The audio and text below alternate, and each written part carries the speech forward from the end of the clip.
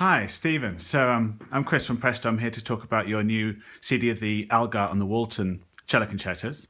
Now, Talk away.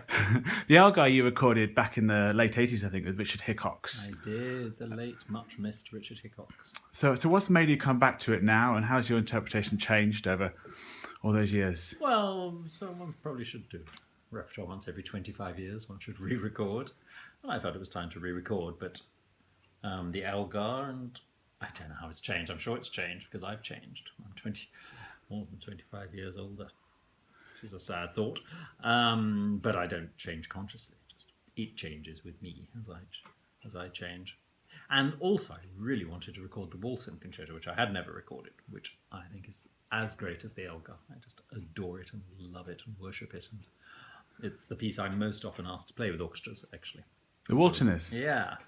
Oh, brilliant. If they say, what do you want to play? I usually say Walton because people don't know it, usually. And then they love it when they hear it.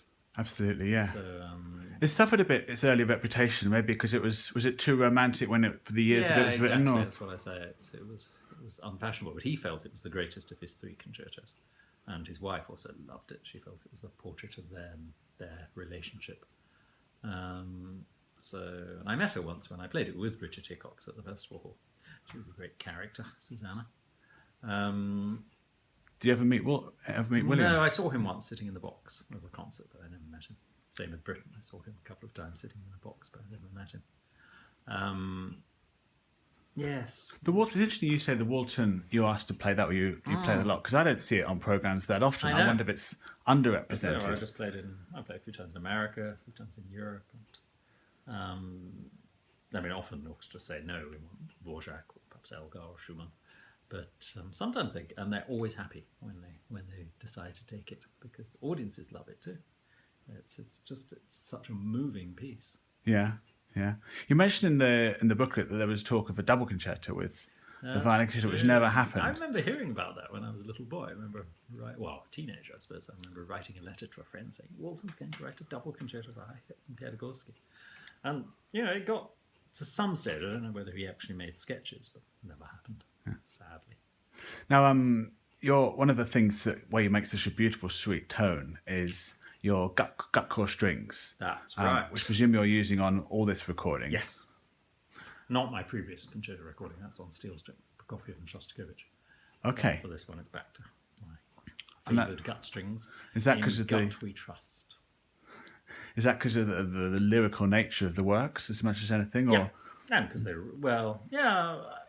Walton, it's true that Piatigorsky was probably playing on steel strings by the time he premiered the Walton Concerto, but he always preferred gut. He told me that himself.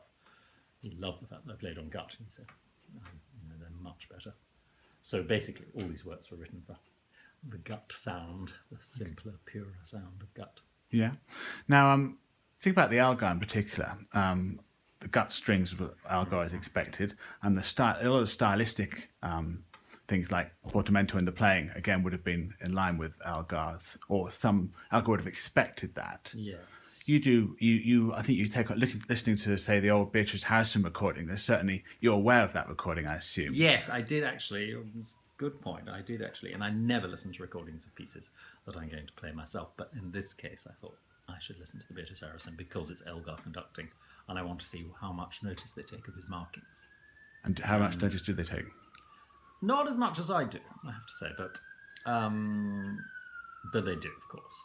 And but she does what she likes. She's her own. She's wonderful. I love Beatrice Harrison. But also the glissandi were interesting. Of course, I don't do as many as she does, or as heavy ones, but I was slightly influenced by that. Yeah. Now, of course, one of the most striking things about that recording is the orchestral playing, which is also full of glissandi and portamentos. Yeah. Of course, modern orchestras would never play with vibrato. That. Interesting. Okay. Yeah. Have you ever tried to persuade orchestras to use a little bit of? We did. We put in some portamento, but it was a different era. It can't be self-conscious. It can't be an imitation. You can only put them in when you feel them. So going back to the relations to the gut core, that's more because you feel how it sounds best rather than because that's what he had expected. Exactly. Yeah. Brilliant. Okay. And the other two works on the disc by Imogen and Gustav Holst. The Gustav Holst was fairly unknown till not that long ago. Is that right? Well, 1980, I first played it with piano, and then Julian Nord-Weber recorded it after that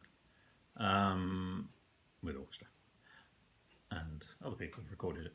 But yes, it was just I got to know Imogen Holst through my teacher, Jane Cowan, and that's the first time I saw Britain in a box. I played Bach for Imogen Holst when I was down doing a course at Aldeburgh, and then I got to play in the student concert, and Britain came in about 10 minutes after I'd finished. It's a shame. Imogen said, I want to hear you play Bach. But it didn't happen. But Imogen, I kept in touch with, and she invited me to play for her 70th birthday concert, The Fall of a Leaf, which is on this disc. And then I'd read, maybe in Groves, Bill Groves, that Holst had written this unpublished piece for cello, and I think I just nagged her until she got it out and looked at it and decided I could play it at the 1980 Aldeburgh Festival. But I've never recorded it until now. It just occurred to me, actually, after we fixed up the Elgar Walton. I thought, that'd be great. And then after that, it occurred to me, well, maybe I should put Imogen Holst as well. So that was really a last-ditch idea, but I'm glad I did, because it's a beautiful piece. No, they're both beautiful pieces, aren't they? They are.